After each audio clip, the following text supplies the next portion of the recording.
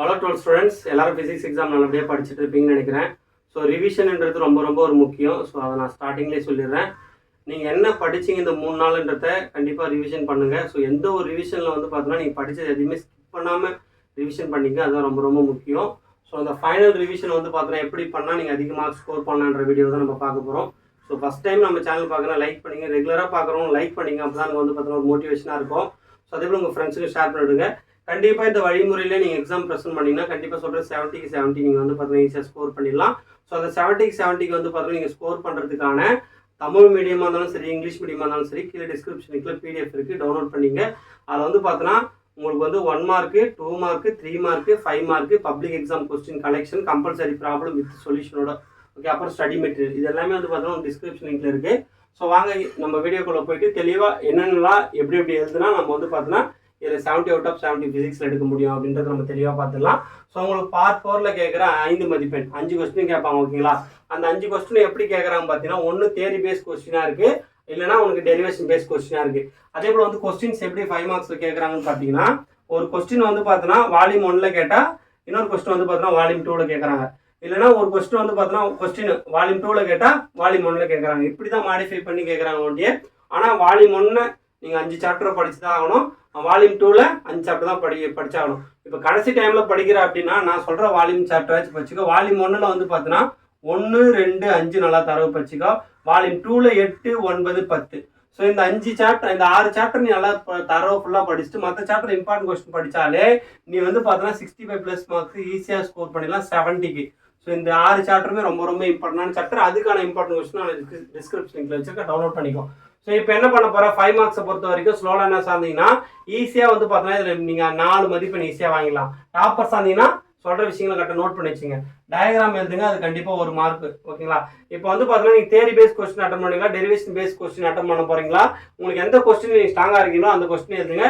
நீங்கள் டெரிவேஷன் பேஸில் எழுதினா அந்த வந்து பார்த்தீங்கன்னா ஆன்சர் கொஞ்சம் குயிக்காக எழுதி முடிச்சிடலாம். உங்களுக்கு டைம் வந்து பார்த்தீங்கன்னா ரொம்ப கிடைக்கும். ஆனால் தியரி பேஸில் போனீங்கன்னா கொஞ்சம் வந்து எக்ஸ்டெண்டாக எழுதுற மாதிரி இருக்கும். ஒரு லைன் மறந்தால் கூட நமக்கு வந்து பார்த்தீங்கன்னா ஸ்ட்ரகிள் ஆகிடும். ஸோ அதனால் டயக்ராம் ஃபஸ்ட்டு வரைஞ்சிங்க. டயக்ராம் வந்து உங்களுக்கு வந்து பார்த்தீங்கன்னா கண்டிப்பாக 1 மார்க்லேருந்து 2 மார்க் கொடுத்துருவாங்க.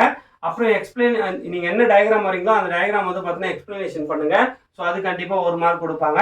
அப்புறம் வந்து பார்த்தீங்கன்னா அது ஏதாவது மேத்தமெட்டிக்கல் ஸ்டெப்ஸ் இருந்தால், அந்த டெரிவேஷன் இருந்தால் அந்த மேத்தமெட்டிக்கல் ஸ்டெப்ஸ் படி அந்த ஸ்டெப் 1 என்னவோ அது வழிமுறை படி போடுங்க. மாற்றி நீங்கள் எழுதிங்கன்னா மார்க் போட மாட்டாங்க. அதில் அந்த ஈக்குவேஷன் கரெக்டாக இருக்கோ அதுக்கான பாக்ஸ்லாம் போட்டு கரெக்டாக பண்ணுங்கள். ஃபைனல் ரிசல்ட் வந்து பார்த்தீங்கன்னா கரெக்டாக எடுத்து வந்து முடிங்க. அந்த ஃபைனல் ரிசல்ட்டுக்கு 1 மார்க் கொடுப்பாங்க. அதுக்கப்புறம் வந்து பார்த்தீங்கன்னா உங்களுக்கு ப்ராப்ளத்தில் 2 மார்க் 3 மார்க் கேட்குறாங்க பார்த்தீங்களா? ஸோ அதில் வந்து பார்த்தீங்கன்னா ஃபஸ்ட்டு நீங்கள் அந்த ப்ராப்ளம் கேட்டாங்கன்னா அந்த ப்ராப்ளத்துக்கான ஃபார்முலா கண்டிப்பாக இருக்கணும். ஏன்னா அதுக்கு உங்களுக்கு 1 மார்க் கொடுத்துருவாங்க. என்னது ஃபார்முலாக்கு 1 மார்க் கொடுத்துருவாங்க. நீ மீதி டெரிவேஷன் பண்ணுறதுக்கு தான் 1 மார்க்கு. ஸோ அந்த சப்ஸ்டியூஷன்லாம் வந்து பார்த்தீங்கன்னா கரெக்டாக பண்ணுங்க, ஓகேங்களா? அதை கரெக்டாக பண்ணுங்க. அதுக்கப்புறம் வந்து அந்த ஏதாவது கால்குலேஷன் இருந்தால் அதை வந்து பார்த்தீங்கன்னா கரெக்டாக கால்குலேஷன் பண்ணுங்க. ஆன்சர் தெரியலன்னு சொல்லிட்டு எழுதிட்டு வராமல் வராத, எல்லா கொஸ்டினும் அட்டன் பண்ணு. அதுக்கப்புறம் வந்து பார்த்தீங்கன்னா ஃபைனல் ரிசல்ட் எழுதுற பற்றியா இதுக்கு 1 மார்க் கொடுக்க வாய்ப்பு இருக்குது. 3 மார்க் கொஸ்டின்னா ஃபைனல் ஆன்சர் வித் யூனிட், அது என்ன யூனிட்டோ அதை மென்ஷன் பண்ணிவிடு. இப்போ புரிஞ்சிருக்குன்னு நினைக்கிறேன். கம்பல்சரி ப்ராப்ளத்தில் ஈஸியாக ஃபார்முலா எதுனா 1 மார்க் கொடுத்துருவாங்க. ஃபைனல் ரிசல்ட் எதுனா 1 மார்க்கு. 3 மார்க் கொஸ்டின்னா 2 மார்க்னா கண்டிப்பாக எல்லாம் கால்குலேஷன்லாம் போடணும். ஸோ 1 மார்க்கை பொறுத்த வரைக்கும் இப்போ கொஸ்டின் பேட்டர்ன் அடிப்படையில் நம்ம எல்லாத்தையும் பார்த்துக்கலாம், ஓகேவா? இப்போ கொஸ்டின் பேட்டர்ல வந்து பார்த்தீங்கன்னா உங்களுக்கு 15 1 மார்க் இருக்கும். இந்த 15 1 மார்க்குமே வந்து பார்த்தீங்கன்னா உங்களுக்கு புக் பேக் கொஸ்டின்ஸ் வந்து பார்த்தீங்கன்னா கண்டிப்பாக, ஓகேங்களா? எப்படி கொஸ்டின் செட் பண்ணாலுமே 11 கொஸ்டின் இருக்கும்.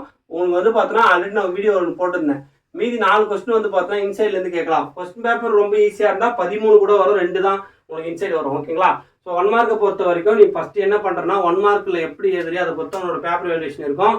ஸோ அழகாக நீட்டாக கொஸ்டின் 1க்கு 2 முறை ரீட் பண்ணிவிட்டு அப்புறம் ஆன்சர் எழுது. ஸோ ஆன்சர் கரெக்டாக தெரிஞ்சிச்சுன்னு சொல்லிட்டு அவசரப்பட்டு எழுதிடாத. கரெக்டாக வந்து கொஸ்டின் கரெக்டாக நல்லா வாசிச்சுட்டு ஆன்சர் பர்ஃபெக்டாக தெரியணும் மட்டும் அப்படியே எழுது. 1 மார்க் சப்போஸ் ஏதாவது உங்களுக்கு தெரியலனா கடைசியாக கூட ரிவைஸ் பண்ணிட்டு எழுது, ஓகேவா? அவசரப்பட்டு 1 மார்க்கில் ஏதாவது தப்பு பண்ணிடாத. 15 1 மார்க் கரெக்டாக எழுதுனா மட்டும்தான் நீ ஈஸியாக வந்து 65+ மார்க்ஸ் 70 ஸ்கோர் பண்ண முடியும். ஸோ 2 மார்க்கை பொறுத்த வரைக்கும் உங்களுக்கு மொத்தமாக வந்து 9 கொஸ்டின் கேட்பாங்க. அதில் வந்து பார்த்தீங்கன்னா ஒரு 24th கொஸ்டின் வந்து மட்டும் கம்பல்சரி கொஸ்டின். ஸோ அந்த கம்பல்சரி கொஸ்டின் நம்ம கொடுத்துருந்தோம் பார்த்தியா, அதோட PDF நான் டிஸ்கிரிப்ஷன் லிங்க்ல இருக்கிறேன். அந்த PDF மட்டும் பார்த்துக்கோ. ஸோ நீ அந்த கம்பல்சரி கொஸ்டின் அட்டன் பண்ணிடலாம். மீதி 8 கொஸ்டின் இருக்குது பார்த்தியா, அந்த 8ல் நீ என்ன எழுதணும், 5 கொஸ்டின் எழுதணும். அந்த 5 கொஸ்டின் வந்து பார்த்தீங்கன்னா நம்ம கொடுத்த கொஸ்டின் தான் வரும், ஓகேவா? ஸோ அதை எடுத்து நல்லா தரவு படிச்சுக்கோ. பார்ட் 3ல வந்து பார்த்தீங்கன்னா 3 மார்க் கொஸ்டின் வந்து 9 கொஸ்டின் கேட்பாங்க. அதில் 28வது கொஸ்டின் வந்து பார்த்தீங்கன்னா கம்பல்சரி, அது வந்து புக் பேக்கில் இருந்து தான் வரும். ஸோ நல்லா தெளிவாக பார்த்துக்கோ. ஸோ அதே போல் வந்து பார்த்தீங்கன்னா அந்த 18 மார்க் நீங்கள் தெளிவாக ஈஸியாக எடுத்துகிட்டு போயிடலாம். ஓகேவா? அப்புறம் 5 மார்க் உனக்கு தெரியும், 25 மார்க். ஒன்று வால்யூம் 1ல கேட்பாங்க, ஒன்று வால்யூம் 2. ஸோ இப்படி தான் கேட்குறாங்க. ஸோ இப்போ எப்படி நம்ம எழுத போகிறோம் அப்படின்னு பார்த்தா, ஃபஸ்ட்டு நீ எப்படி ஸ்ட்ராங்காக இருக்கியோ அதன் அடிப்படையிலே எழுது. இப்போ ஒரு மாணவர் நான் லைவில் கேட்கும்போது அவர் என்ன சொன்னார்னா, ஃபஸ்ட்டு 1 மார்க் எழுத போகிறேன், அப்புறம் 5 மார்க் எழுத போகிறேன், அப்புறம் 2 மார்க் எழுத போகிறேன், அப்புறம் 3 மார்க் எழுத போகிறேன்னு ஒரு மாணவர் சொல்கிறாருன்னு வச்சுக்க. நீ கொஸ்டின் பேப்பரை பார்த்த உடனேயும் உனக்கு ஆர்டர் வைஸ் ஃபுல்லாக தெரிஞ்சா நீ ஆர்டர் வைஸ் 1 மார்க்கு, பார்ட் 2ல 2 மார்க்கு, பார்ட் 3ல வந்து பார்த்தீங்கன்னா 3 மார்க்கு, பார்ட் 4ல 5 மார்க் இப்படி எழுதினாலும் ஓகே. இல்லை உனக்கு எந்தெந்த ஆர்டரில் நீ ஸ்ட்ராங்காக இருக்கு, ஃபுல்லாக கொஸ்டின் எந்தெந்த ஆர்டர் உனக்கு தெரியுதோ அந்த ஆர்டர் படி எழுதி, அப்போ தான் உனக்கு ஃபுல் மார்க்ஸ் கிடைக்கும். ஸோ இன்னொன்று வந்து பார்த்தோன்னா அந்த கொஸ்டின் நம்பரில் 1க்கு 10 முறை செக் பண்ணி ஆப்ஷன் ஏ எழுதுறியா, ஆப்ஷன் பி எழுதுறியா, 5 மார்க்கில் தெளிவாக நோட் பண்ணி இது பண்ணு. 2 மார்க் 3 மார்க் கொஸ்டின்ஸ்லாம் நல்லா தெளிவாக பார்த்துக்கோ. ஸோ அதுக்கப்புறம் என்ன பண்ணுறேன், சுத்தமாக ஃபெயில் ஆகிடுவேன், எனக்கு வந்து பார்த்தீங்கன்னா இன்னைக்கு இப்போ இந்த டைம்ல இருந்து படித்தா கூட எப்படியாவது 55+ மார்க்ஸ் ஸ்கோர் பண்ண முடியும்னா நான் சொல்கிற விஷயம் கரெக்டாக ஃபாலோ பண்ணி புக் பேக்கில் இருக்கிற 1 மார்க்கு நல்லா தெளிவாக படிச்சுக்கோ. Collection of public exam question மட்டும் படி, நான் கொடுத்துருக்கேன் அதையும் டிஸ்கிரிப்ஷன் லிங்க்ல, அதை மட்டும் படி, வேற எதுவும் பண்ணாத. அப்புறம் வந்து பார்த்தீங்கன்னா நான் கொடுத்துருக்கேன் ஓகே, ஒரு சாப்டர் வைஸாக ப்ராப்ளம். ஸோ அந்த ப்ராப்ளத்தை மட்டும் பாரு. அப்புறம் வந்து பார்த்தீங்கன்னா புக் பேக்கில் இருக்கிற 2 மார்க் 3 மார்க் நான் கொடுத்துருக்கேன் பார்த்தீங்கன்னா, அதை மட்டும் தெளிவாக பார்த்துக்கோ. மோஸ்ட் இம்பார்ட்டன்டான சாப்டர் இது எல்லாமே எந்த சாப்டரில் பார்க்க போறோம்னா 1, 2, 5, 8, 9, 10ல் மட்டும் எல்லாத்தையும் படிச்சுட்டு மற்ற சாப்டரில் இம்பார்ட்டன்ட் கொஸ்டின் மட்டும் படி. கண்டிப்பாக நீ இப்போ படிக்க ஸ்டார்ட் பண்ணால் கூட எப்படியாவது 60 எடுத்துடலாம் 70க்கு, நான் கொடுத்துருக்க இந்த மெட்டீரியல் யூஸ் பண்ணலாம். ஸோ இது எல்லாத்தையும் நல்லா பண்ணிக்கோ. ஸோ ஃபைனலாக மெயினாக நீ பண்ண வேண்டியது ரிவிஷன் ரிவிஷன் ரிவிஷன். ஸோ ரிவிஷனை நீ எப்படி பண்ண போற அப்படின்னா, நீ ஃபர்ஸ்ட் யூனிட்லேருந்து லாஸ்ட் வரைக்கும் போயிருந்தனா நீ லாஸ்ட்லேருந்து ஃபர்ஸ்ட்டுக்கு போ. ஓகேவா? இல்லைனா ஏன்னா நீ படித்தது திரும்ப படிக்கும்போது உனக்கு ஈஸியாக ரீகால் ஆகிடும். ஸோ அதே போல் நீ லாஸ்ட்லேருந்து ஃபஸ்ட்டு போயிருந்தனா திரும்ப ஃபஸ்ட்லேருந்து லாஸ்ட் வந்துடும். ஓகே, எந்த இடத்துல நீ எண்டில் முடிக்கிறியோ ஸோ அதை ஃபஸ்ட்டு திரும்ப ரீகால் பண்ணி, ஏன்னா அப்படி திரும்ப உனக்கு ஈஸியாக மனசில் திரும்ப பதிஞ்சிடும். 1க்கு 2 முறை படிக்கிறேன். ஸோ கொஸ்டின் சரி பப்ளிக் எக்ஸாம் உள்ள போன உடனே அந்த கொஸ்டின்ஸை தெளிவாக ரீட் பண்ணிவிட்டு ஸோ அந்த 3 மணி நேரத்துக்கு நம்ம என்ன எழுத போகிறோன்ற டைம் மேனேஜ்மெண்ட் நீ தான் பண்ண போகிற. ஸோ எல்லாம் ஃபிசிக்ஸ்க்கான தேவையான எல்லாம் பிடிஎஃப் நான் கீழே வச்சுருவேன், வாட்ஸ்அப் சேனல் ஜாயின் பண்ணிக்கோ. ஸோ கெமிஸ்ட்ரியில் விட்டதை நீ ஃபிசிக்ஸில் பிடிக்கணும்னா ஸோ இந்த வழிமுறையை கண்டிப்பாக ஃபாலோ பண்ணணும். எந்த ஒரு கொஸ்டினுமே தெரியலன்னு சொல்லிட்டு விட்டு வரவே வராத.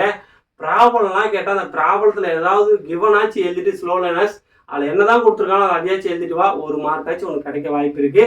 ஸோ அதனால் ஸ்லோ லேர்னர்ஸாக இருந்தால் எந்த ஒரு கொஸ்டினும் ஸ்கிப் பண்ணிடாத. ஒரு யூனிட்டுக்கு ரிலேட்டடாக உனக்கு என்ன ஆன்சர் தெரியுதோ அதையாச்சும் அங்கே எழுதிட்டு வாப்பா. எதுவுமே எழுதாமல் உட்காந்துட்டு மட்டும் வராது, அது உனக்கும் கஷ்டம், உன்னோட பேரண்ட்ஸுக்கும் கஷ்டம். ஸ்லோ லேர்னர்ஸை பொறுத்த வரைக்கும் திரும்பவும் சொல்லிடுறேன், எல்லா கொஸ்டினும் அட்டன் பண்ண உனக்கு என்ன தெரியுதோ அதை ஃபஸ்ட்டு எழுது. தெரியாத கொஸ்டினை கண்டிப்பாக எழுதிட்டு வா. உனக்கு அந்த யூனிட் பேஸில் உனக்கு என்ன அண்டர்ஸ்டாண்ட் பண்ணியோ அதை எழுதிட்டு வா. எல்லாருக்கும் ஆல் தி பெஸ்ட். தேங்க்யூ.